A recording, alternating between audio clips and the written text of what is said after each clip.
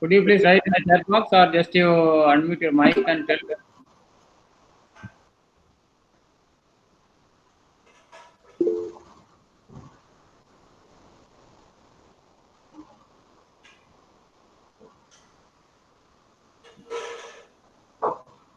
Yes, protein sequence, composition.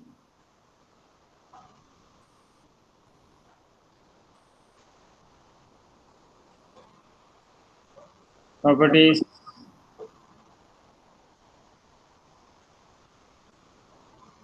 What are the different levels of protein structures? So we discussed about how many different levels of protein structures we discussed yesterday. 1, 2, 3, 4. Okay. What is the first primary? What is primary structure?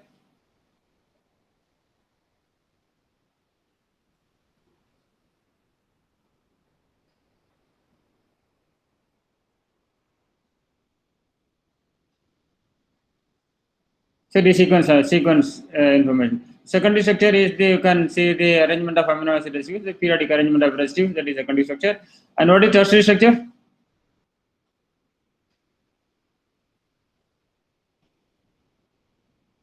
So which information you get in tertiary structure?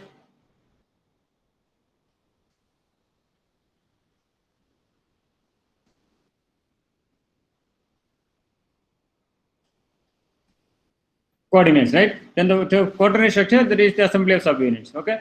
Okay. Then we discussed about various properties, various features, and what various aspects, right? We derive from the protein sequence, right? Protein primary structure, like composition, molecular weight, occurrence, different properties, hydrophobicity profiles, and so on.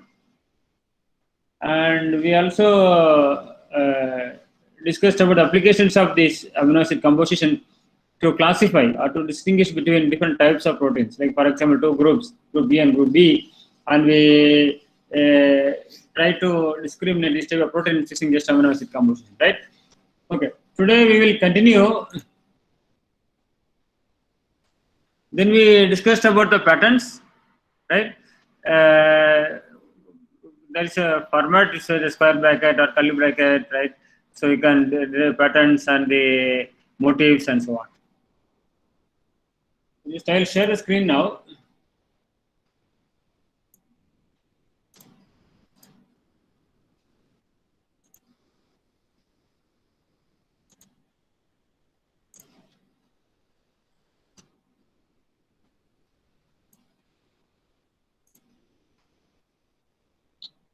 Okay, are you able to see my screen?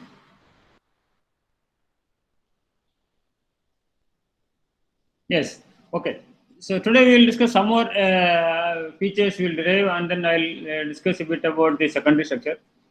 Okay. So I gave one sequence here. This is the human lysosome sequence, right? My question is, how many sequences which are similar to a particular sequence that I am interested in databases? Right? We discussed about what is a protein sequence database.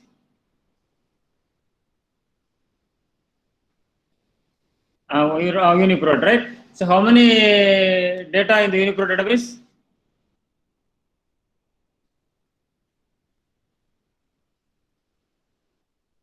Approximately, okay, 188, 188 billion sequences, 100 million sequences. Okay, fine. Okay, so now the question is, okay, if I have my sequence, it's here. Among these 189 million sequences, right? How many sequences which are similar to my sequence? With the different identities, for example, 100% or 90% or 50% sequence identities, so we can see. So for that, there is we need two different aspects. One is we need a sequence, and the second one is we need the database. There are various databases available in the literature. UniProt is the one database which has sequence information. It contains all the sequences. There is a subset of sequences in UniProt for non-redundant sequences, and also for the structures we have some databases, right? So we need the sequence, and we need a database to search. If you want to search UniProt, you can use the UniProt database here. And if you want the structures, you can get the structures. If you are interested in non-redundant sequences, that means two sequences, they don't share any similarity of more than 50% or 60%, right? That we can look at. right? So here this is the program. Actually, there is a algorithm, right, to check whether sequences are similar or not. Okay, so that I don't explain the algorithm now. So this is a program called BLAST, right? Basic local alignment search tool. That is expansion for BLAST, right? So this will identify the sequences which are similar, right, to your own sequence in the any database. Right? Here I put a sequence here. Okay, so here I use a sequence, and either you can use the full sequence for your query, or you can use any specific numbers, for example, 10 to 100 or 20 to 50. So any range you can provide here if you are interested in specific segments.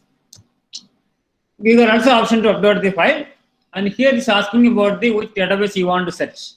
Here put the non-redundant protein sequences. That is from the UniProt. That is subset of sequences that is completely non-redundant. And this is the BLAST. If you search BLAST, right, then this will tell you, okay, these are the different sequences. Right? So just you go to the BLAST website and give your own sequence and select the database. Right? These are the various entries which are related to your database. And here you have the score, and this is your coverage. Coverage means what percentage of sequences they used to calculate this similarity. This is the e-value. E-value is the probability of this getting the sequence in random choice. The random choice is because it is only 10 power minus 81 for 1.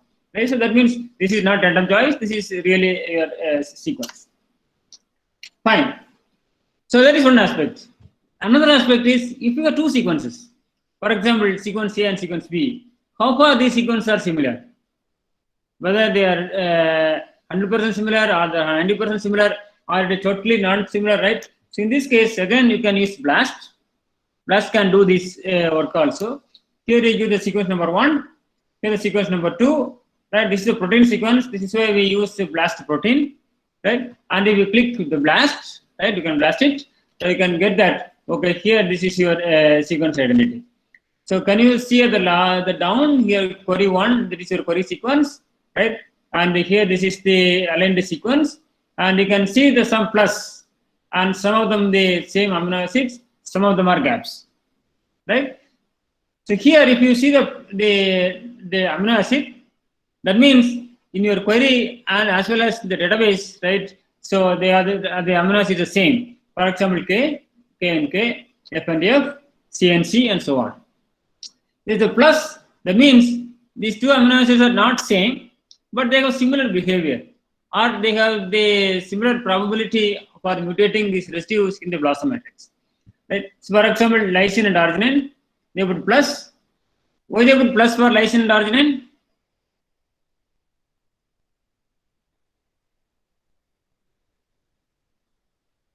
On what basis lysine and arginine are similar?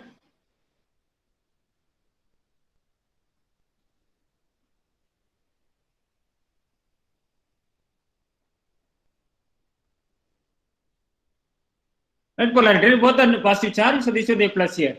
Right, so here like they put the Q and R, right? They put plus, and S and T. Why they put plus for S and T? Both are polar residues. This way they put plus here. And I can show some more examples. I and I is fine. Here I and L. Isolation leucine, both are hydrophobic residue, both are aliphatic residue. This way they put plus, right? So this is how they distinguish. Some are totally not relevant, so then they don't give anything, just they put the blank. Right? So if you count all the amino acids given here, that is 44 out of 115. So that is at 8%. And the positives, that is the similarities, that is 67. That this 44 plus and the 23, that is 67 out of 115, that is 58%. And there are 4 gaps, that is 3% gaps. For example, if you get the dash here, dash represent gaps. There are 4 gaps here, so that 3% gaps in the sequence. Okay, so I have a question now. I give 2 sequences. That is hemoglobin. One is from chicken, one is from human. Okay, this is from human and this is from chicken, right? So how far they are similar? Can you guess any similarity between these 2 sequences?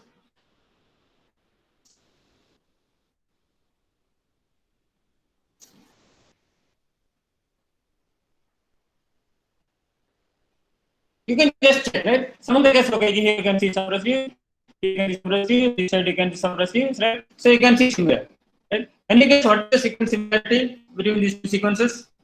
20%, 50%, 70%, 80%,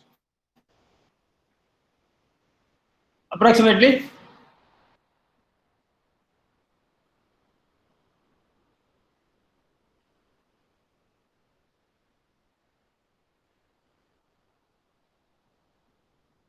Any guess? 70%. Okay, I'll tell you data now. So there are two different aspects you can immediately check that. One is you can make a graph.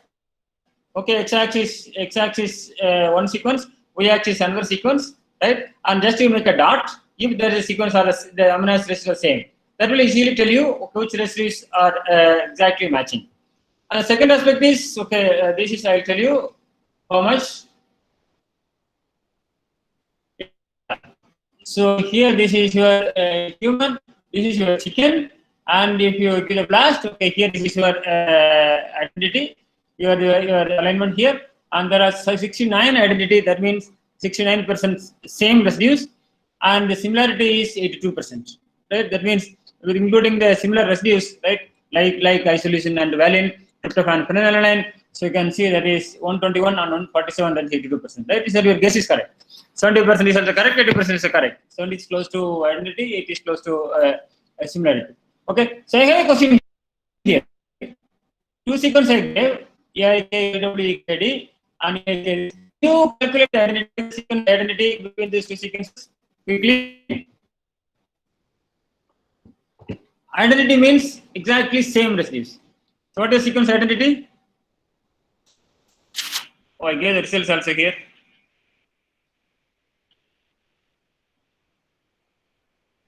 %, right? Because you can see these three residues. Am I right? Yeah, correct. Yeah. Yeah, okay. You're saying so out of 10, 3 is the identical, so 30%. What is similarity?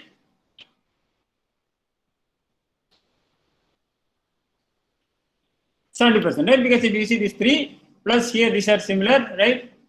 Why LNV are similar?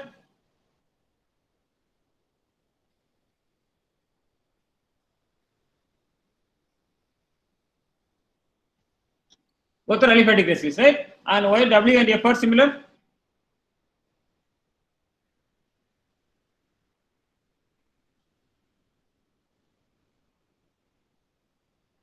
Both are aromatic residues, and T and S are similar. Both are polar residues. These are charged residues. So you can see among the 10, 7 are similar. So you put this 20%, right? Fine. So now this is two sequences. If you have two sequences, you can align, right, one on one.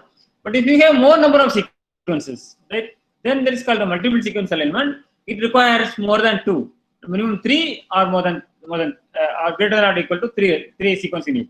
Okay, for example, if we have 5 sequences here, some of the cases you can see that all the positions are occupied by the same residue. Like for example, it's number 9. So I put the same residue here. And here G is here either A or I, right? So here either E or Q, right? You can see these consensus sequences from the multiple sequence.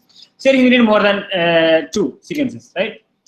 So we have a program available for the multiple sequence alignment. One is Clustal W, that is omega 2.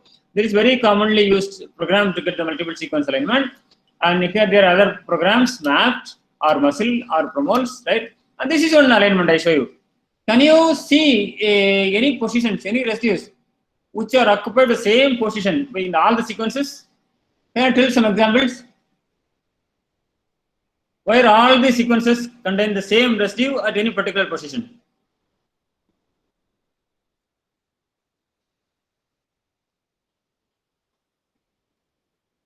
Yeah, you have in this position, right? You have in this position, right?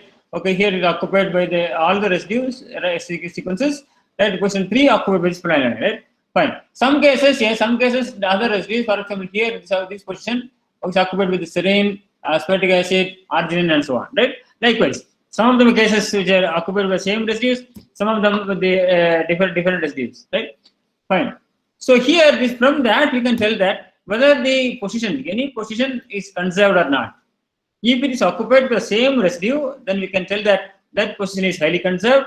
And if the position is occupied with different amino acids, that means that residues have the capability or tendency to mutate by different amino acid residues, that means that the position is completely variable, right? This is the definition for the conserved as well as the variable. Okay, so I give some 10 sequences here. Okay, so this is an example. I have 1, 2, 3, 4, 5, 6, 7, 8, 9, 10 sequences, right? And we will see how which residues are conserved and which residues are variable. And then can we quantitatively tell this is a score? Can we calculate a score for each residue? How far these residues are conserved? Conserved means keep the same residue at the same position by different organisms, different sequences, right? Fine. So in this case, we have two different steps. First one is we need to find the position-specific amino acid frequencies, right? How far this amino acid residue accommodates at any particular position. There are various ways, like unweighted sequences, or give weighted to some specific amino acids, or by random count. Okay, I'll explain one aspect in this talk, mainly the unweighted amino acid frequency. That is easy. And once we have the frequency, then we can convert this frequency into score. There are various methods to calculate a score based on entropy, based on variance, and based on sum of pairs. That's the probability of mutating one residue to another residue. Right? There is several matrices called Blossom matrix or Pan matrix, and we can use that numbers to calculate a score. Right? So I give one example, very simple example, based on the unweighted frequency and entropy-based measure. Okay. So how to calculate the frequency?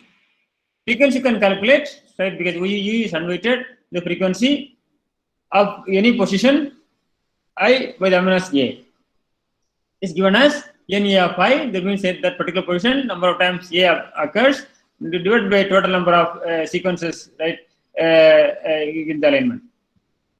So this is the formula to calculate the frequency of each residue at any particular position. Right? Once we get the frequency, then we can calculate the score using this equation, sigma FA of I, and just a moment, and ln of FA of I A equal to 1 to 20. Okay. So what is the weighted and unweighted frequencies? Because in the unweighted frequency, we don't distinguish these residues. All the 20 residues are same weight, right? For example, if you got 20 sequences, if all the residues are equally distributed, what is the probability of each residue in a sequence? That is 1, that's 5%. Weighted frequency means we give some weightage. For example, this sequence at this position, alanine is preferred, or sequence number 1, valine is preferred in position number 10. That means we keep that position valine, and if you get valine in any other sequences, we give the weight. If now valine is not present, then we can take it as 0. Right? So depending upon giving weightage to any particular amino acid residue at any position for any amino acid residue. That is called weighted amino acid frequencies. So if you want more details, you can see this paper there. They explain all the details. Because of the time, I am skipping that. Otherwise, I can explain all the methods. That takes 1 hour for explaining only for this. Fine. Okay. So the score, now you can calculate that FA of I, there is a frequency of each residue, right, at any particular position I, and logarithmic of these values, that is given as the score for that particular position, a particular amino acid residue. Okay, I'll give an example because now these equations I gave, but now to understand, I'll give you a problem. Okay, can you calculate the score at two positions? Okay, position number 3 and position number 6. Okay, now I show the sequences once again, just to calculate the frequency, right? Okay, position number 6. Can we calculate the frequency of all the amino acids at the position number 3? Which residues are present in position number 3?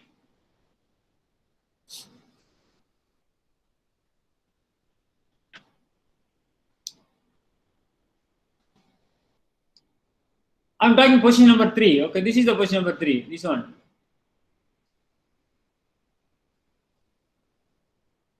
Which residue? L, right? So if you see all the sequences, so L is the residue which are occupied position number 3, right? Right. Then go to position number 6. Right? 1, 2, 3, 4, 5, 6. This is position number 6. Which residues are present in position number 6? A, E, D, A. How many times A? How many times A? 8. How many times D? 1, E1, right? Okay, now remember these numbers. Question number 3, L is 10 times. Question number 6, A 8 times, D 1 time, E 1 time. So we need this number for the calculations. Okay, so now here, so this is question number 3. So frequency of L, right? The question number 3, L is 10 and 10, that's equal to 1. And your question number 6, A occurs 8 times, so the frequency is 0.8. And D occurs 1 time, frequency 0.1. E occurs 1 time, that is frequency 0.1. Right? So now we can convert this frequency to score. So question number 3, right? C of I is conservation is f of f into logarithmic of f, right? So 1 into logarithmic of 1. What is the value of logarithmic of 1? Logarithm of 1 equal to 0. So 1 into 0, that is equal to 0. Fine? Correct. So take question number 6. So we have the 3 frequencies, 3 amino acid residues occur at this position. So 0.8 in logarithmic of 0.8, 0.1 in logarithmic of 0.1, and 0.1 in logarithmic of 0.1. So take these logarithmic values, right? And finally, you calculate, so you will get the value as minus 0.638.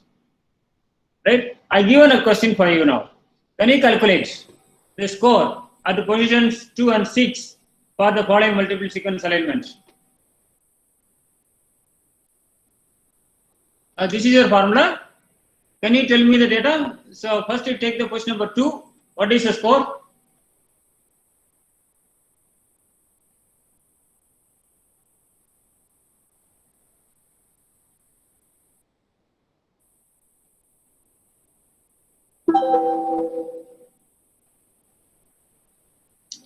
Okay, the frequency of valine, you can see 1. What is the score? I am asking the score, conservation score.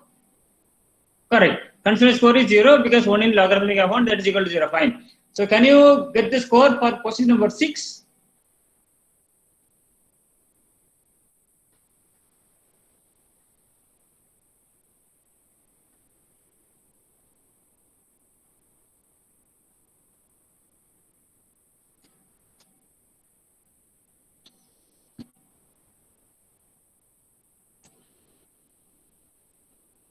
Six, you need to use this formula.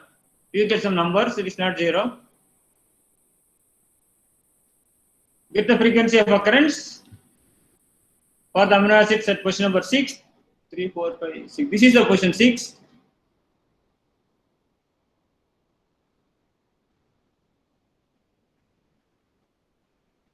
Point 33.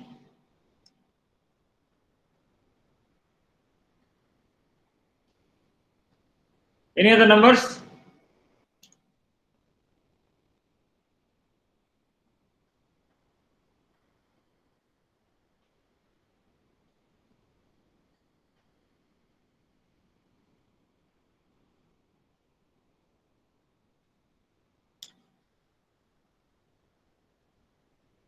Two by 6 into ln 2 by 6 plus 2 by 6 ln 2 by 6, 1 by 6 ln. How many sequences?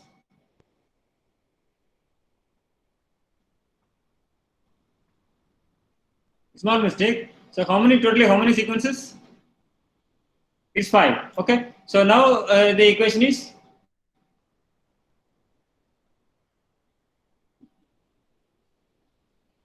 can you correct your equation?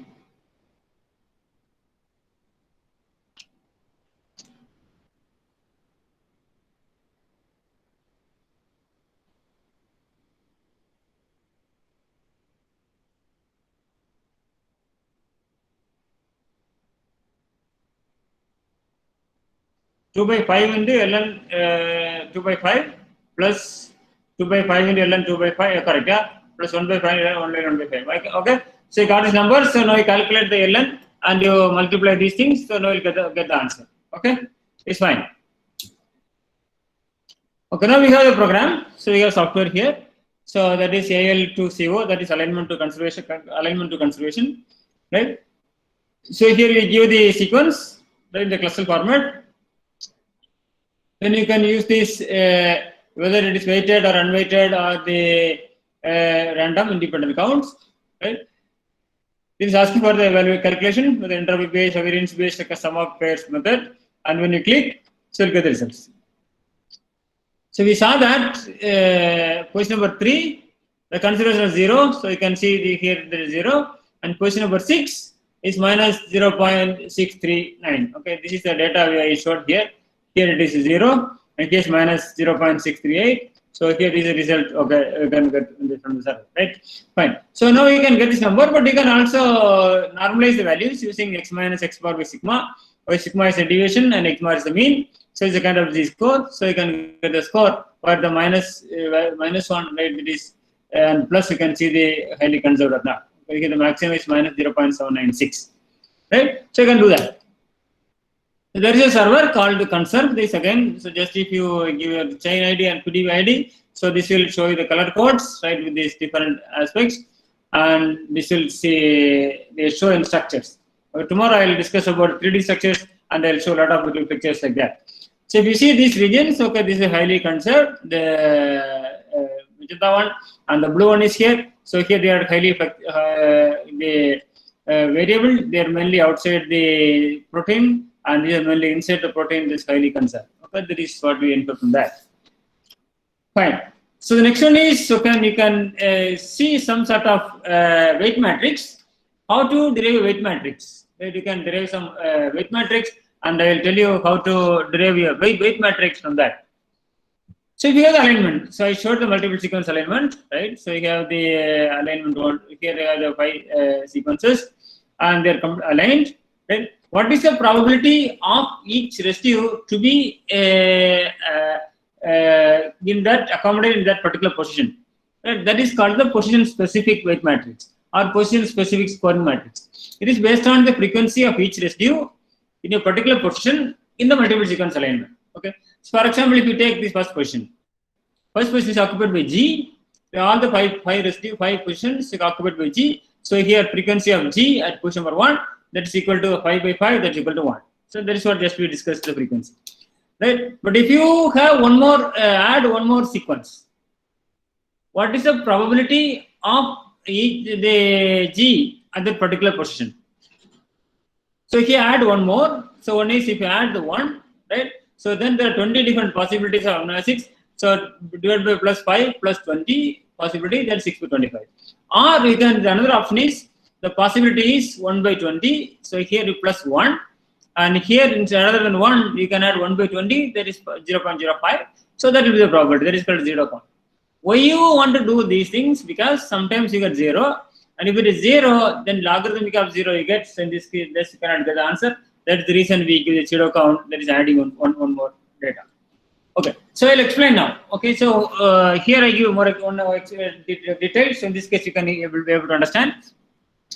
Okay, so here this is my alignment matrix. It is simple. I'll say simplest one so that you can easily understand. How many sequences here? 4. What is the length of the sequence? 6, right? So now we can derive weight matrix, right? For example, if the weight matrix is based on the this is a nucleated sequence or the protein sequence.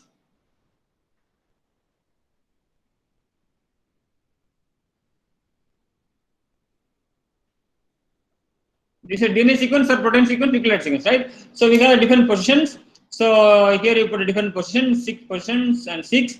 This is the nucleated sequence. So there are how many bases in nucleotides? 4, right? So ACGT. So I put the ACGT here, right? If it is amino acid, here this will have these positions here. How many 6 positions? And amino acid means you have to give all 20 amino acids here, right? Fine. So because of the simplicity, I use the DNA sequence, right? So now the question is, so okay, take these alignment sequences and first make the matrix depending upon the frequency of occurrence of each nucleotide at each position. For example, so position number 1. How many times A occurs in position number 1?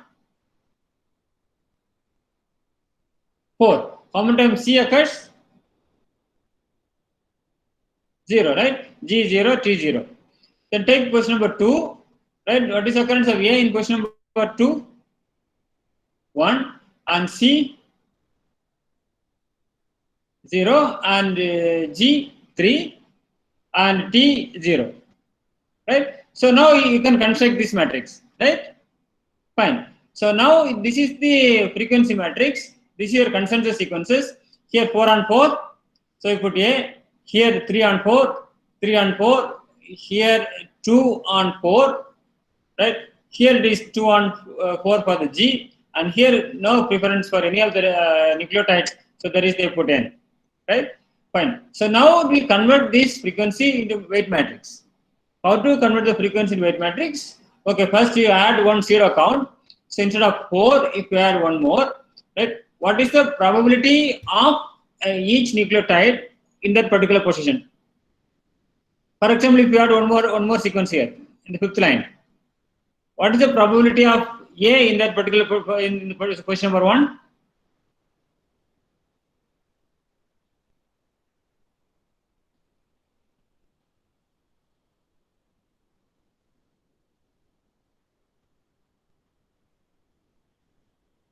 Okay, yeah, because I add one sequence, so this could be A or C or G or T, right? So 1 by 4, this is equal to 0.25.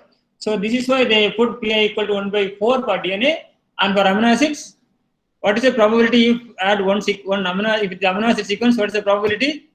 1 by 20, right? There is 0.05. Okay, so now this is the equation for the weight matrix. Ln of I comma j plus P probability. This probability is equal to 0.25 for nucleotides divided by n plus 1, because we add one more sequence here. So if n equal to 4 plus 1, n plus 1, 5. So divided by Pi, right? When you go this one, this n equal to 4 here plus 0.25, right? Divided by n plus 1 equal to 5, and the whole divided by 0.25 for the Pi. So this we simplify. Logarithmic of 0.85 divided by 0.25, that's 3.4, that's equal to 1.2. Right? You can see the value of 1.2. So now I have a question. Can you derive the same value for this one, G at position number 2? Right? So can you calculate the weight matrix, right, for the G at position number 2?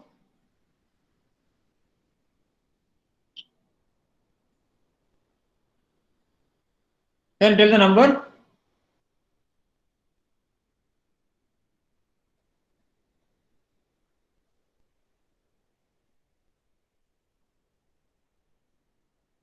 Here Nij equal to 3 and N equal to 4 and Pi equal to 0.25. So you can calculate, you will get the number.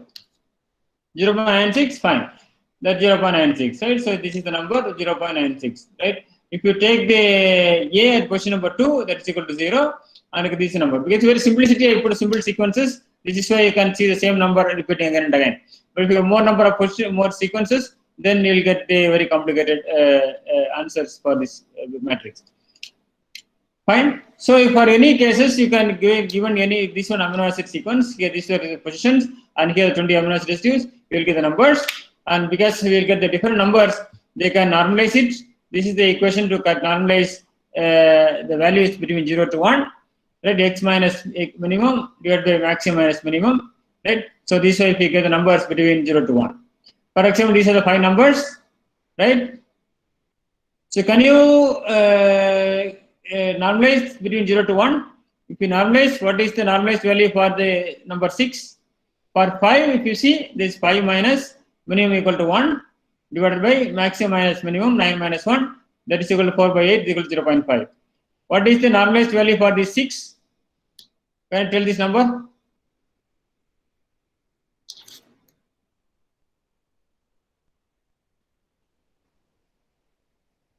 Six minus 1, that is 5, 5 by 8. That's right, 5 by 8, right? So you can calculate number. So you can see that all the numbers will be between 0 to 1. So in this case, for any cases, you can normalize so that if you have different ranges of values, you can have the numbers between 0 to 1 so that you can easily compare. Fine. So likewise, you can do it, and just, because this is very commonly used, because this will tell you the how far a particular portion is occupied by the same residue, or by the different ones, right? For example, if it is A is occupied with A, that means that it has high values. So in this case, if you have the different matrices, you can use these matrix to predict the secondary structures, predict the accessibility surface area, and for various applications. This is why it is very popular that to have this weight matrix. Okay, so now we discussed various aspects on the amino acid sequences, right? So can you list out all the parameters we discussed yesterday and today regarding the amino acid sequence analysis, starting with occurrence?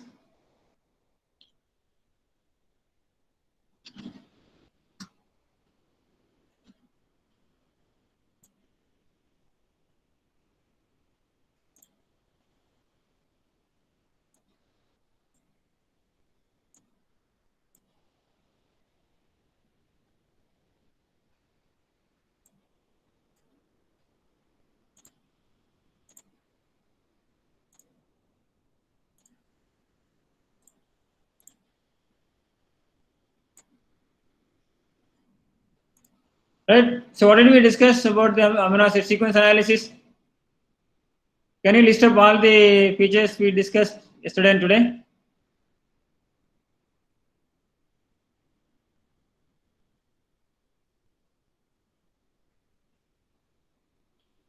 So that I can move on to the next topic, secondary structure.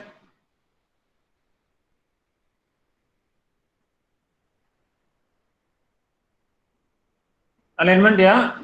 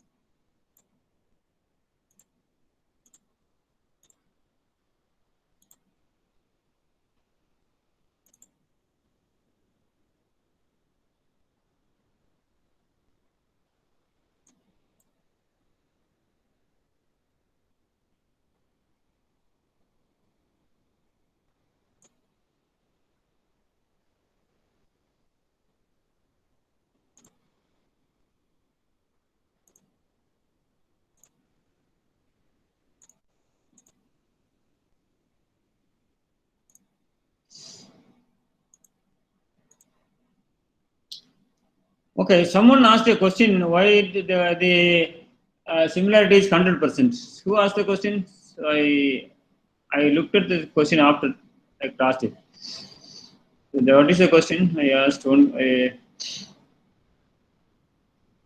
Just 1 second. Okay, someone asked about similarity can be 100% too. Yeah, okay. That for example, if I give this one,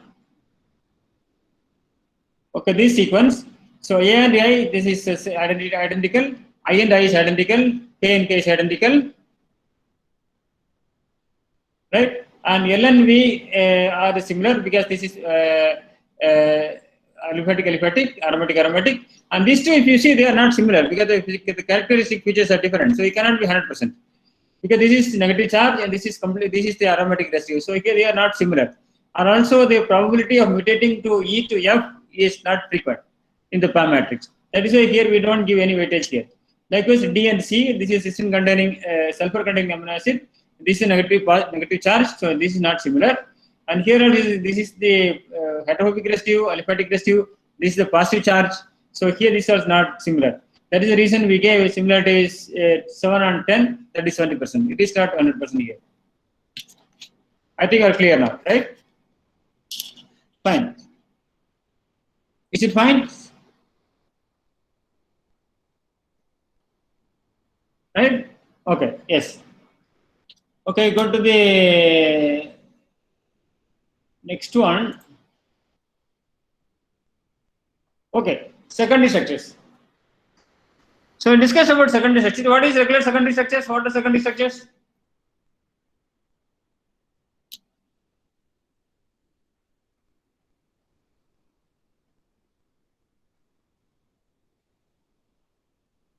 Right, this is the periodic arrangement of the residues as recurring arrangements of the amino acid residues in a polypeptide chain. right? It is mainly maintained by hydrogen bonds. This is the major interactions, right? We discussed various non-covalent interactions. What are the various non-covalent interactions in protein structures? So there are various non-covalent interactions in protein structures, right? Yeah, electrostatic.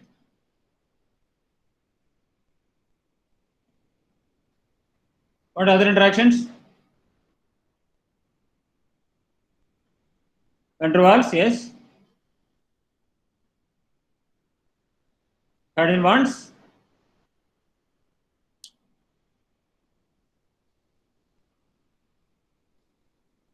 And two more. Hydrophobic and disulfide bonds, right? Okay, I don't have time to explain all the interactions, so just I mentioned these interactions, right? Yeah, because these 20 different amino acid residues, they have all the characteristic features, right? So they're able to form all these type of interactions: hydrophobic interactions, electrostatic interactions, hydrogen bonds, van der Waals, disulfide bonds, and so on, right? Right. So mainly these secondary structures, they are mainly maintained by hydrogen bonds between the amide hydrogen and the carbonyl oxygen of the peptide backbone. So here you have to say that it's mainly by hydrogen bonds, and also the hydrogen bonds are between the atoms in the main chain, not in the side chain, right? The right side chains may have the hydrogen bonds, but for making the regular secondary structures, okay, the hydrogen bonds are between the main chain atoms, right? There are various regular secondary structures like alpha helices I discussed earlier yesterday, right? So because of the first they identified helices, they put alpha.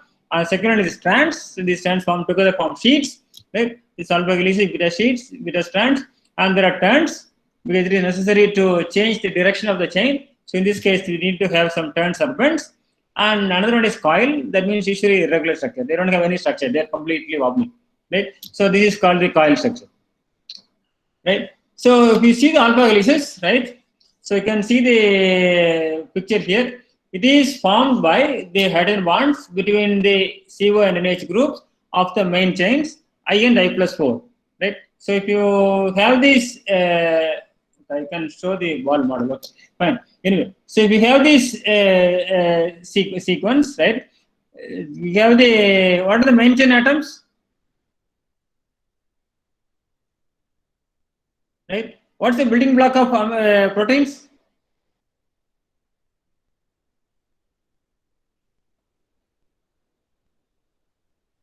Amino acids, right? So what are the atoms in the main chain? Right? N C alpha C, N C alpha C, right? C is with O and N is with H, right? So likewise, you can see the N and C atoms.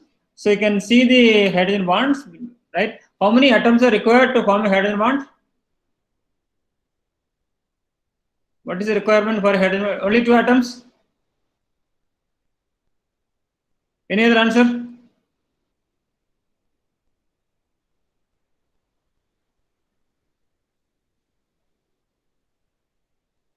How many atoms are required to form a hydrogen? What are the 2 atoms?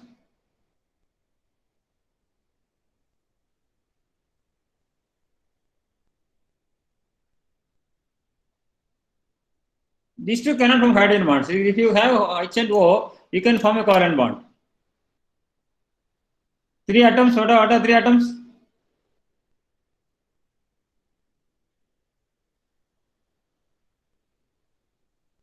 Right? Yeah, we need 3 atoms, right? Okay. So 2 electronegative atoms and 1 hydrogen. The hydrogen attached to the electronegative atom is the hydrogen bond donor, and the other one is the hydrogen bond acceptor, right? So here, if you see the CO with this H or NH and with this O, you can then form the hydrogen bonds. You can see here the hydrogen bonds, how they form the hydrogen bonds. Okay, this is the easiest one to see, right? So NC alpha C, this is O, right? CO and the NH and the CO, this oxygen, and this the nitrogen, and this the hydrogen. This form the hydrogen, right? So you can see they put the dots here. These dots represent the hydrogen bonds between these 2 electronegative atoms are here. That is N and O, and you can see the hydrogen is in the white circle. So there is the one. This is the donor, and here this acceptor. Right? So you can have the hydrogen bonds, right, between CO and NH groups of the main chain, and there is some specific arrangement, not any atoms. So there is an arrangement I and I plus 4, these form the hydrogen bond. That is why you finally have this type of spiral shape, right? So they have the spiral shape. We have this helical conformation. Okay, there are 3.6 residues per turn, but there is 10 residues, right, per 3 turns. Let's say 3.6 residues per turn, and that is 5.4 angstrom per turn. If you see the pitch, that's 5.4 angstrom per turn. That is called the repeating unit of alpha helices, right? Here, because of this type of arrangements, the residues are very close. They are closely packed, right? That is a definition for the regular secondary structures alpha helices, right? I plus 4, if it is I equal to 1, I plus 4 equal to 5. So because there is the CO is in the first amino acid and NH group of the fifth amino acid. So that is called I plus 4.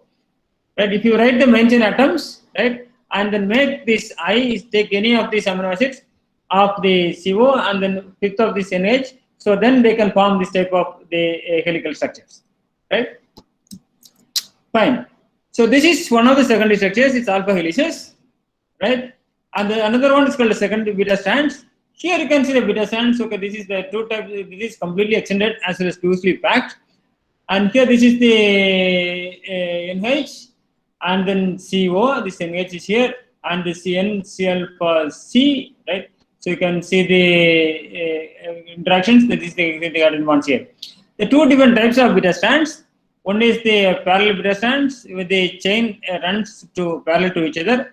You can see here, you can see it is very far, right? You can see it is completely extended. And here this is anti-parallel.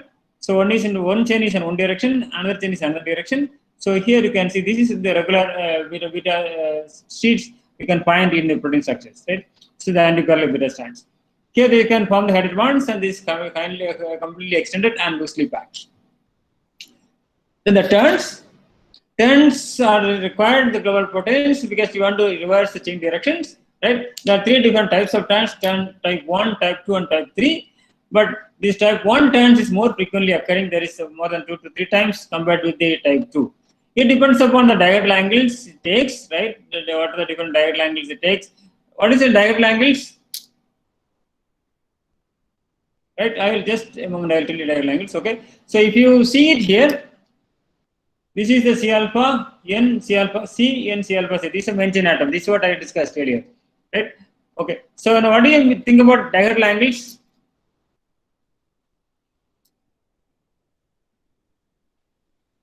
How many atoms are required to form a diagonal angle?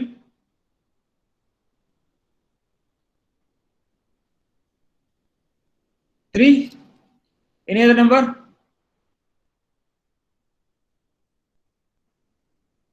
How many atoms are required to form a bond length? You have a bond length. 2, right? Because if you need to have, you can length. How many atoms are required to form an angle, bond angle? 3, right? Fine. If you have this is 2 means this bond length. If you have 3, this angle, this is a bond angle, right? So how many atoms are required to have a diagonal angle?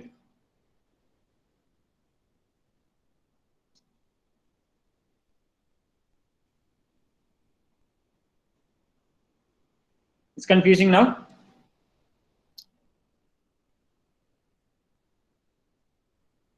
Six.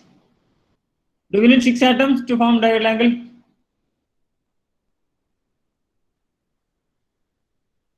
What's the difference between bond angle and diagonal angle?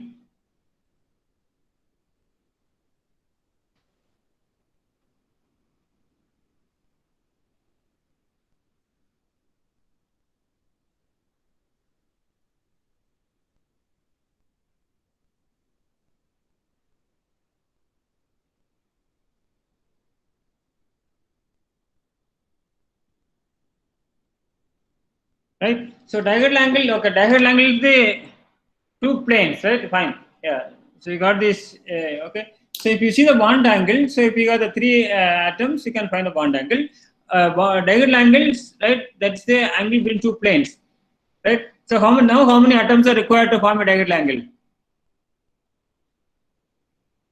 Right. So if you have the 4 atoms, 1, 2, 3, 4, these 3 can make a plane, and these 3 can make another plane, right? So then totally these 2 atoms are common in both the planes, right? And one is additional in the first plane, one is additional in the second plane.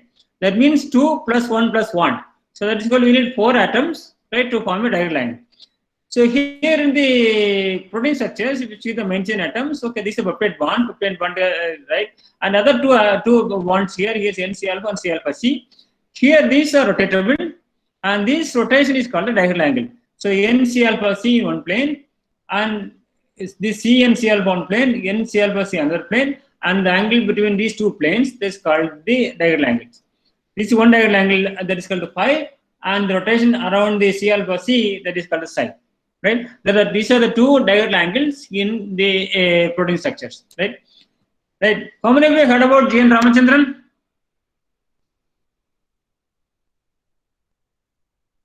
Yes. Okay. So G.N. what he did? So he used computational models of small polypeptides. He changed these rotations at this phi and psi at the different angles, and finally, right, he found that okay, not this, because rotations are possible from 0 to 360 degrees. 180 in one direction, 180 in other direction. So 360 degrees rotations are possible, but it is not possible in all regular secondary structures, right? So he derived these angles, and he found that only some specific angles are allowed for alpha helices, and only specific angles are allowed for the beta sheets, right? Because if you see the alpha helices, they're tightly packed and they have this spiral conformation. So for that reason, they cannot have all the types of rotations, right? So then he calculated the values and made the graph. X-axis is phi angle and y-axis is psi angle, right? So he did all the combinations, minus 180 to plus 180 for the phi, I minus 180 to plus 180 for the psi. So you can see, okay, the right-handed helix, you can see this is the allowed conformation. Okay, this is the these are the angles, right? Where generally, if it is an alpha helix, right, they can have only this conformation, right? For example, if you want to verify that, right, just you take any of these protein structures, alpha helix conformations, you can just check that. Okay, so this is the one. It takes the conformation alpha helices only the phi and angle in this direction. Okay, this part, okay, the red one is completely allowed, and the yellow one is partially allowed, right? That's also allowed regions, and the white one is completely disallowed. And if you see this beta sheet is very wide. Why the alpha helix is very narrow and beta sheet is very wide?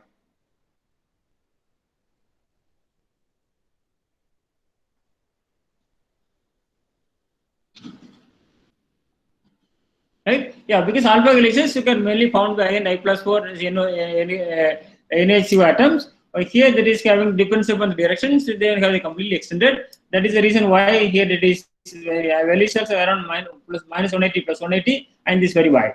Right? So now if you see these structures, so you can see most of the residues in the helices which fall in this area, and the beta sheets which mainly fall in this area. Okay, you see, if I give you, I told you if I give 4 amino acids, you can calculate the diagonal angles. If I give 4 atoms, can you calculate diagonal angles? Okay, take this one, CONCAC, right? How can you calculate the diagonal angles? So first one, you get to the x, y, z coordinates, x1, y1, z1, x2, y2, z2, x3, y2, z3, right? First take these 3 atoms, right? Then you calculate the equation of plane, ax plus by plus cz plus d equal to 0, right? And then where a is the determinant of this, b is the determinant, c is this one, and the d is this one. And take the next 3 atoms, n, c alpha, c, form the equation of the plane using the ABCD value here. And we have 2 equations now, a1, a2, b1, b2, c1, c2, d1, d2. And you can use the cos alpha using this equation and take the inverse, then you get the alpha, right? This is how you get the torsional angles if we give you 4 atoms, right? So you can do it maybe when you have time. So there are some websites available. If you give the coordinates, right? So they'll give the equation of the plane here, equation of the second plane, and this is the diagonal angle. This is some radians and this in degrees, right? Okay. So now, based on this information, right? Kaplan Sander, they derived the Hadron bonding pattern in protein structures, right? And they developed a program called the DSSP. This is Dictionary of Secondary Structures of Proteins, right? So for each amino acid residue, right? So they calculate the diagonal angle, this is your diagonal angle, and this is your Hadron bonding pattern where they form the Hadron bonds, right? So mainly in this area, right? and they assign the secondary structures, right, based on the 3D coordinates, right? So here is your sequence, and the second line is your secondary structure. H means helix, and T means turn, and E means the beta sheet, because this is the myoglobin. How many of you seen myoglobin structures? Yes, okay. So how it has alpha helices or beta sheets?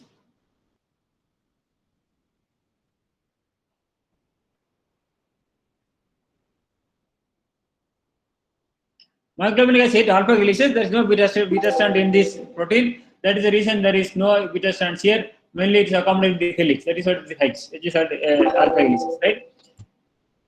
Fine. So now the question is, if I give you a sequence, right, give amino acid sequence, right, is it possible to predict which residues on alpha helices and which segments are beta strands? Okay, for example, if I give only the sequence, okay, carry the sequence here, right? Can you predict which regions have this type of structures and which regions have this type of structures?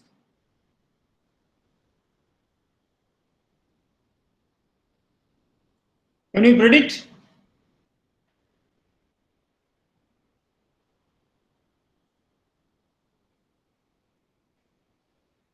Yes?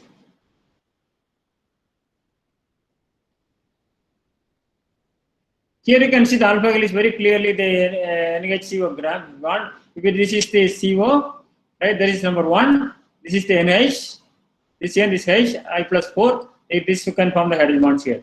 And if it is 2 and 6 and 3 and 7, you can see the exactly the numbering pattern is here. It's very clear here. And you can see the details, right, in this figure. This I and I plus 4 hydrogen bonds for the helices. Okay, fine. So there are various methods available. Okay, so there are various methods available to predict the secondary structures. One is just to have the statistical analysis. You see the preference. Okay, alanine prefers to be helix, glutamic acid prefers in helix, proline doesn't prefer to helix. So if any segment which contains alanine and glutamic acid together, they can form a helix, right? That is the first one by statistical analysis by Chow and Passman. And they take the information theory, that what are the neighboring residues and what is the probability of that residue to be neighbor to the other residue. Right? From that, Garnier developed an algorithm that is called information theory. And another method called hydrophobicity profiles, that they have some patterns and the profiles. And using the profiles, yesterday we discussed a few profiles, and today I'll give you more. You can predict the secondary structures. And multiple sequence alignment we discussed today. And using that sequences, if you have your own sequence, do the multiple sequence alignment of known structures, and if it matches, then you can assign for the unknown ones. And machine learning, mainly neural networks, support vector machines. So just they do the mapping of these input features and the output, right? So then they train with the different weights and assign the weights to predict the secondary structures. And there's another method called consensus, that is you take the prediction from different methods and by voting, so just they take the predict the secondary structures, right? Depending on the time, I'll explain some of the methods now. Okay, so one is the easiest one, the simplest one is the propensity. Right? Propensity gives any residue I, say alanine, in any conformation, for example, helix or strand or turn or coil, are defined as the percentage of residue I, that particular residue in that conformation, to the percentage of all the residues in the same conformation. For example, this is the equation: propensity of helices in a particular residue I is equal to percentage of residue I in alpha helix divided by percentage of all residues in alpha helix. How to calculate the percentage of residue I in alpha helix? That is n alpha of I divided by n of I. That is out of 10 alanines, how many alanines in helix? Right? For all the residues, to take the full protein, for example, 100 residues, how many residues in alpha helix? Okay, that will give you the percentage of all the residues in alpha helix. Okay, I'll show you one example. So then you will then it will be familiar to you. Okay, so now I have this sequence here, and second line is secondary structure assignment. You take with helix, right? This is 50 residues in one line, so 50, 100, 150, 153, right? First, we calculate the percentage of alanine in alpha helix. That is number of alanine in alpha helix divided by total number of alanine. Can you count how many alanine in this sequence? Take the first line. Okay, first this one, first line, first line, first line, first line. How many alanine in this sequence?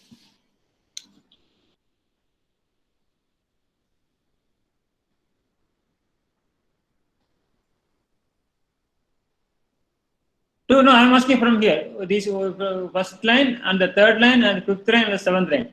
Okay, the full sequence. Take the full sequence. Totally, how many alanine?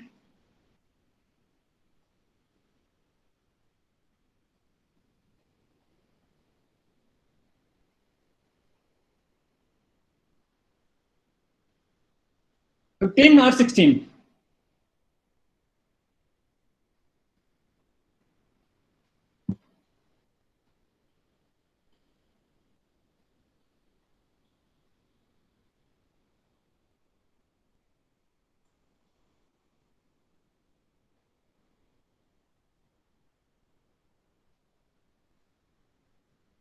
$15, I could count 16.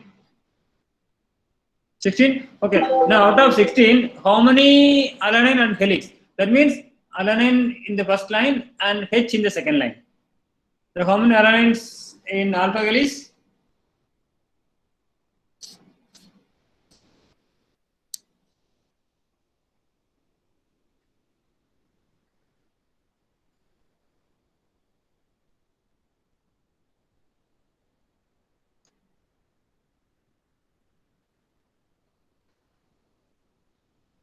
$15, right? So, we can calculate the percentage of alanine in alpha helix. So, it's 15 by 16, that is equal to 0.94.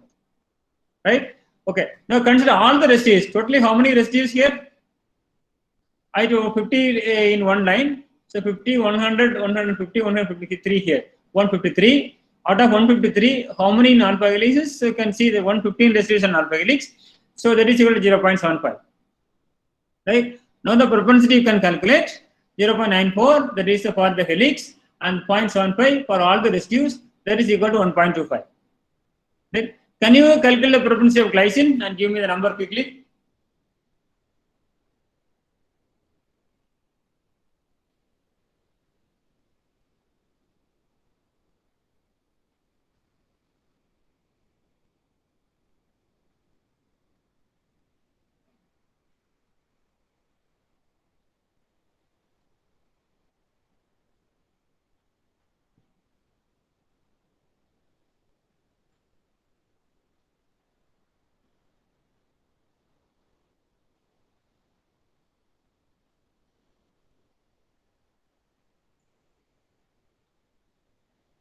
Can you calculate the propensity of glycine?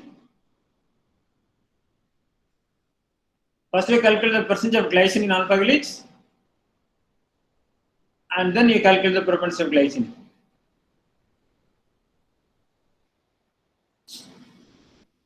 Glycine is G, for example, the only letter code is G for glycine.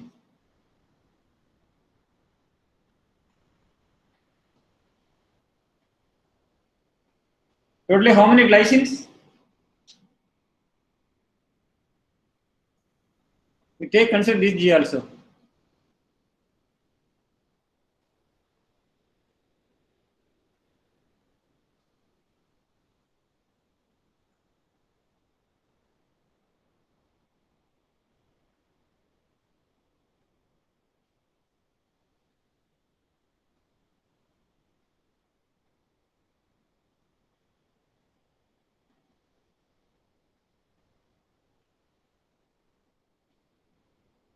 For G, how many G's are in helix?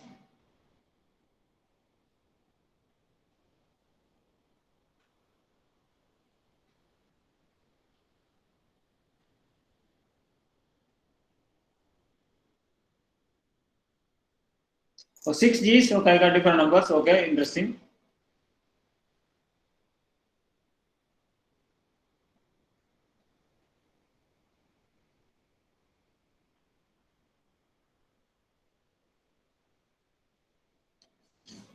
.88. So totally how many G's?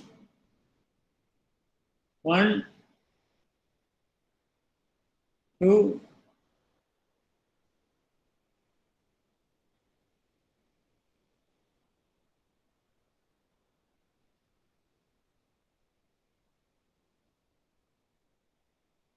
3, 4, 5,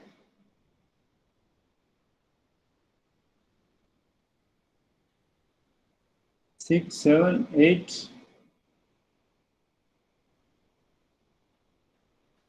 9, 10 G's. How many G's totally? And how many G's in helix? 1, 2.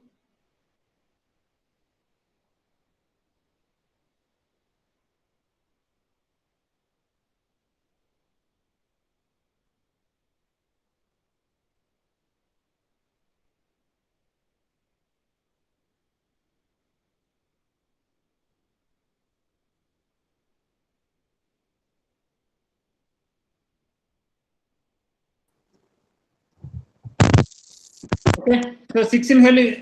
I like see 5 or 10, 5 and 10 in helix. Okay, right. Yeah, 10 total. Out of 10, 5 are in helix. So that is equal to 0.5.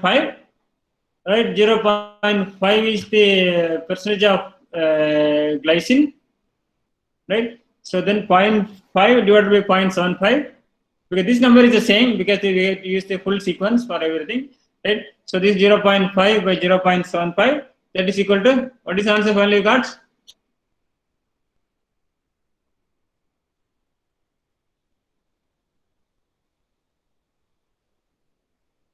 0.6 is correct, yeah, right? Yeah. So now this is glycine is 0.66, alanine is 1.25. So what can we infer? What can we tell from these numbers?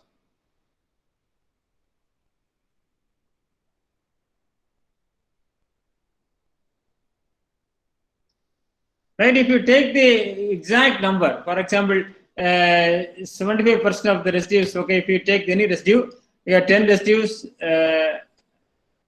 this is 0.75, so 4 by 3 by 4, right? So 6 residues in helix out of 8 residues, then the number should be 1, right? This is what it happens because if you take all the residues, if it is more than 1, that will tell you, okay, these residues have higher tendency to be in helix. If it is less than 1, this will tell you this residue is not preferred to be in alpha helix, right? So in this case, alanine is preferred residue or not preferred residue?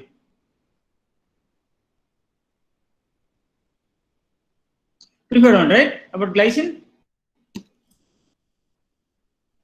Not preferred, right? So now this is one sequence, right? So here we have a lot of sequences, right? You take the sequences, do the analysis, and you can derive these numbers, right? So Chauhan and Passman did that, right? So this algorithm just I don't want to explain now, right? So the Chauhan and Passman did the analysis, right? Finally, they derived this number. These were the helices, these were the beta sheets, these were the turns. So if you see, these are the residues which are preferring alpha helices. For example, glutamic acid, alanine, and leucine, they are preferred alpha helices.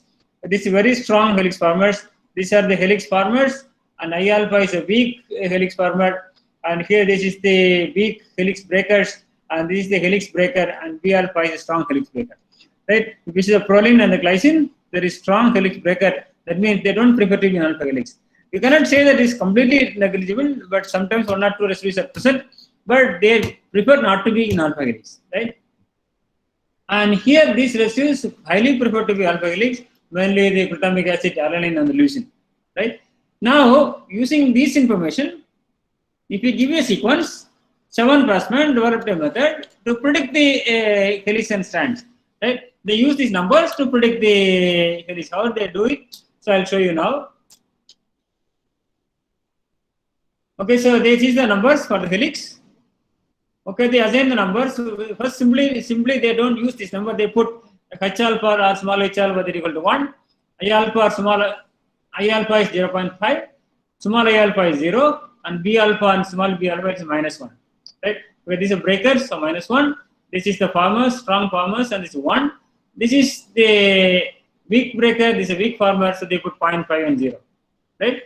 They scan the 6 residue windows, they can first 6 residues, right? And then see whether the score is more than or equal to 4 with these numbers. If the score is less than 4, then do the next window and they check this is score is more than 4. If it's more than 4, then you check the last 4 residues and use the number of exact values and then see whether the values are more than 1 or not. The average score is more than 1. If yes, they continue till when the score falls down. There you stop it and then get the sequence. Okay, I'll show you now. Okay, so here this is the sequence. This is your sequence here, right? Can you see the sequence? Yes, can you see the sequence here? K, V, F, G. Yes, okay. So now take the first six residues. Okay, what are the first six residues? K, V, F, G, R, C. Right? Can you get the score? Because K, the score of K is, or is K is lysine. That is I alpha. That is equal to 0.5. I alpha is 0.5, and V is valine. This is equal to 1. F is 1, and G is -1. It is here, and then R is -1. And arginine. What is arginine is I alpha. So I alpha is equal to 0 here, and C is 0. Total is 2.5. So 2.5 is not more than 4, or greater than or equal to 4, right? So now this is not the helix. Then go to next segment. Okay, I will remove this K and start from V. Right, the next 6 is this one. V, F, G, R, C, E. Right, and get the numbers. Can you get the numbers for this segment? V, F, G, R, C, E. What is the value for V?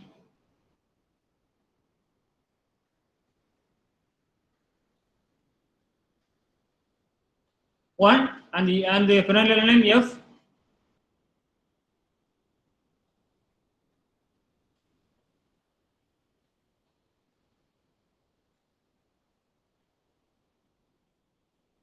One, and then G.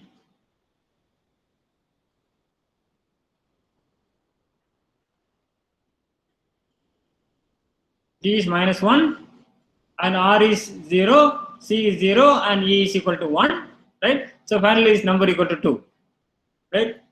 So I don't have too much of time. I have only 5 minutes. Okay, I have to finish it 10:20, right? So I have 6 more minutes. So I'll just end the rest of now, right? This is equal to 2. So then this is also less than 4. So then go to the next one, F, G, R, C, L. So here also substitute the numbers, right? This gives the value of 2. Right, this is also less than 4. Go to the next segment. This is 2, and this segment RCELAA, R equal to 0, no, R equal not 0, R equal to 0.5, C equal to, no, R equal to 0, correct? R equal to 0, C equal to 0, and E equal to 1, L equal to 1, A equal to 1, this A equal to 1, this equal to 4. Right? So now this is 4. So you can say this segment forms helix. But now the question is, whether can we take this segment, or because all the helices are not 6, because they have very various lengths. So you can extend it and then check where they can have the value of average value of less than 1. So last 4 residues you take ELAA. So here get the numbers, these numbers here. Okay, that is equal to more. What is the value of E? 1.53. L is 1.34. A is 1.45. That is equal to more than 4. Right? Then go to the next one. Okay, so ELA we did. Then go to the next one, LAAA and AAAM. So like the 4 resistive segments, just you move on. So if you go with the MR, MK, RH, all the others have more than 4. And if you go to the MK, RH, so here we get the numbers. These numbers you get from this table. Let's go 4.3, that is fine. Then KRHG, next 4. Okay, KRHG here. The next 4 you take. So this value is less than 0.4. So then you have to stop here. MRH. So the first segment is starting from R to H. This R to H. This is the first segment. Right? So this almost agree with the experiments. Right? Right? So now we go to the next one, do the same analysis and find out segments. Finally, when you predict all the segments, then you compare with your experiments and you can tell that, okay, whether how far your method's performance is good or not. Right? Fine. So this is for the helices. Now you go to the beta strands. Okay, I have 3 more minutes. So here beta strands the same way they did H beta equal to 1, I beta equal to 0.5, this one, and small I beta equal to 0, and the B beta equal to -1. Here out of 6, they have 5 window, density window, out of 5 they take 3. In the helices, they use 6, and out of 6 they take 4. Here they take 5 density window and take the square of 3, and then they move the directions, right? If it is average is less than or equal to 1, and do that. So they do for helix, do for strand, because some proteins only helices, that's easy. Some proteins have beta strands, that is also easy. some proteins, they have both helix and strands, right? And if you see the numbers, it is not completely exclusive, because sometimes it can come here and here. For example, if you take so valine, right? So what is valine is here, this H small h alpha, but here is H beta. So it can come by both in helix and strands. In this case, you will get the conflicting situation, right? Some segments you can predict both as helix and strand. So what to do in this case? In this case, you check the numbers and which one is the highest one, right? Based on the values, they can get with this average values, alpha is helix high, then take as helix, and if it is beta is high, then you take as beta, right? Likewise, they can take it as either helix or it is strand. Okay, this is server. You can use this server. You can just give your sequence here, and the Chao-Fasman secondary prediction here, and then they will give you where you have the helix and where you have the strand and where you have the turns, right? This you can get in there. Okay, this I skip. Okay, so now this is another method that is from hydrophobicity profiles, right? So yesterday I told you about the constructing hydrophobicity profiles, right? So here you have the values. This is the sequence. Can you quickly draw the profile so that I can show a few of these examples in this sequence? Can you quickly draw? You know, A is 1, L is 2, and W is 2. So one graph for this sequence.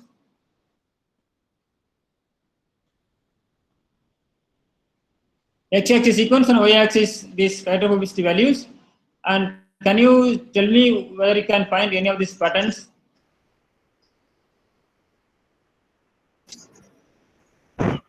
Sir, sorry for interruption. Sir, I think for your time is getting. Yeah, it is fine. Yeah, 10, 20, maybe another 2, 3 minutes I'll finish it up. Yeah. Okay, so yeah. So okay, then you take this as a homework. You can do this. Take any sequence, right? And you can draw figures and then see this any type of patterns, right? And usually, I can easily say that okay, here you can see this one IK this one they have this type of patterns, and somewhere you have this type of patterns. From this, you can tell okay, this is helices or this is strand. Even the strand, it is buried strand or the turn or exposed strand and all, right? You can just get the sequence and so on. Okay, move this one. And the second, another method is multiple sequence alignment method. So the query sequence, we don't know the secondary structure, and all others we know the structures because they are solved. They know the 3D structures. We know that. So if it is highly aligned, so if you see this is in helix, then you put this for the helix. This you see. Likewise, they do for all the residues. And if you get a good alignment for that position, you can have high prediction accuracy. And if its alignment is poor, then there you have the issues in the predicting the secondary structures. This can also give an accuracy about 75 to 80%. Then the next one is machine learning, right? See, people are interested in machine learning. So here takes the residue and the neighboring this information. This is a kind of connected neural network and assign weights. And finally, this will tell you whether it is alpha or beta or coil, depending upon the mapping of this known experimental data with respect to your input sequence. Right, this another method that is called the consensus. Right, I'll finish it in 2 minutes. Okay, there are different types of consensus. One is they take the input from the prediction results from other methods. They take the different methods and take the input. There are two strategies. One is the majority of voting. For example, if you take the sequence, and this is the prediction method JPRED, this is from GAR, this is from PhD, and this is the consensus. So they take the consensus, right, to predict the secondary structures. Out of 3, if we already get more than 2, right, or 2 or more than 2, so they take this as the consensus. That's one method. Another one is a meta prediction. Here they take the prediction results from other resources and they train another machine learning. All these outputs they take as input for the other machine learning and they train again, and then they'll predict the output and they predict the secondary structures, whether it is helix or strand or coil, right? So these are different methods to predict these different secondary structures. I think I'll stop here, and if you have any questions, I'm happy to answer, or we can continue tomorrow for the 3D structures. Okay? Yeah. Thanks for your attention. Yeah. Sir, thank you for your nice lecture. Before I hand over the mic session, I personally thank sir. A lot of mathematics involved in this. Really, I was able to connect a few. Thank you. That's good. Yeah. Session. So now participants may keep your questions brief. Okay. So No, I don't want to. I don't want to do the hand machine learning. over Machine this learning. mic to participants for any questions. Please check my NPTEL lectures for machine learning because I'm not going. Yeah, participant. Tomorrow I'll talk about 3D structure.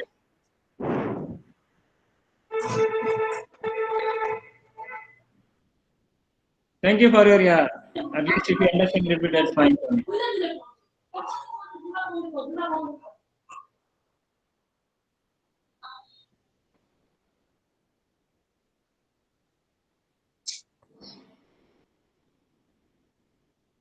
Tomorrow I will present about 3D structures because morning I will present the structures and the afternoon I will have the demo on the 3D structures.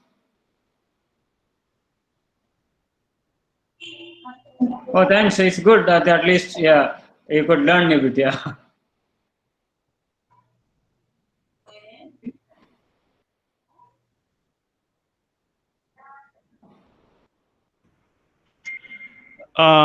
There are no more questions from the participants. I would like our to thank our expert. Then I will join. Would you like to add a few words to this session?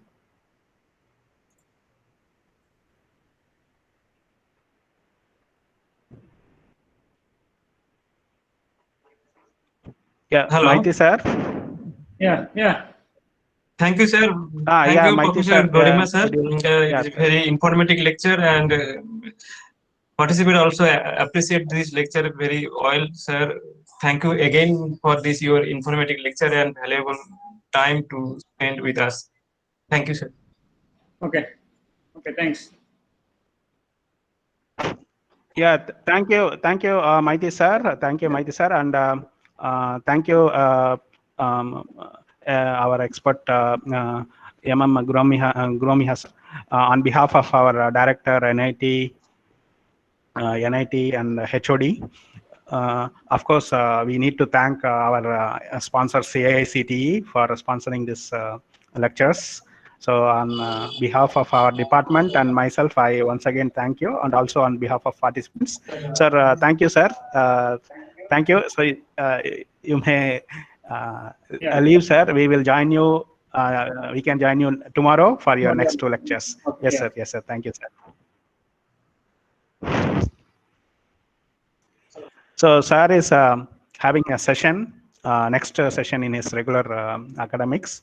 So we need to finish that.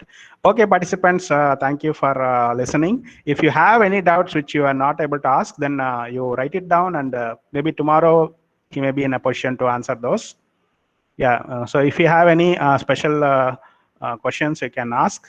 So also I will thank our session chair, Maiti sir, for coming to this session and chairing this in a short for a short period. So he was the HOD of our Max department, and he is active research in fluid dynamics. Sir, Thin films. He is his topic. Sir. Yes, Maiti sir. Ex-HOD. Pardon, sir? Ex-HOD. Oh, okay. So that's what he was our HOD. So fine. So if you have any questions, you can ask him. That's about our chair.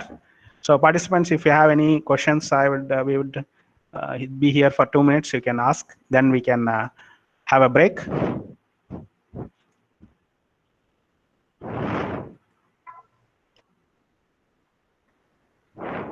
So you can unmute your mic, and if you have any questions, then fine.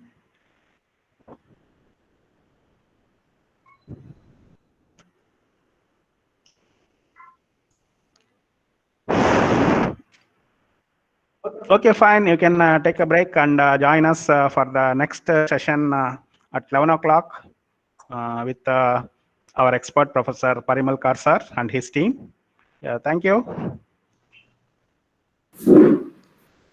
Thank you all. Uh, Thank you, sir.